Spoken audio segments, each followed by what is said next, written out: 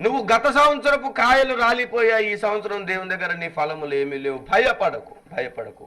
నీ కోసము ఇంకొక సంవత్సరము బతిమాలుకున్నాడు నజరేయుడైన యేసు. ఈ సంవత్సరమైన ఫలించు. ఈ సంవత్సరమైన ఆయన నీ కోసం చేసిన త్యాగమును మర్చిపోక ఫలించు. ఫలము నీలో ఫలింపని నువ్వు ఖచ్చితంగా ఫలిస్తావు. ఫలించాల్సిందే, తప్పదు. నువ్వు ఫలిస్తావు అంతే. నువ్వు ఫలించేటట్లుగా దేవుడు కృషి చేస్తాడు. ఏమండి, ఫలించాలంటే నీరు పోయాలి కదా, వాక్యమనే నీరు పోయబడాలి, కాపు గాయగలగాలి, చుట్టూ నిన్ను రక్షించడానికి కంచె వేయగలగాలి. అదంతా ఆయన చేస్తాడు.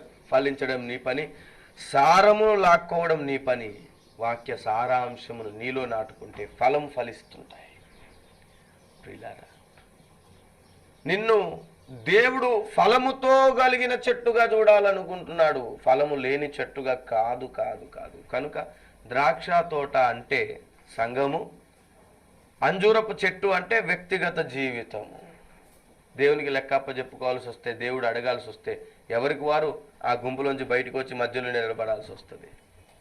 అది అంజూరపు చెట్టు. ఎంత గొప్ప మహత్తరమైన మర్మం అది. లెక్క అప్పచెప్పుకునే సమయంలో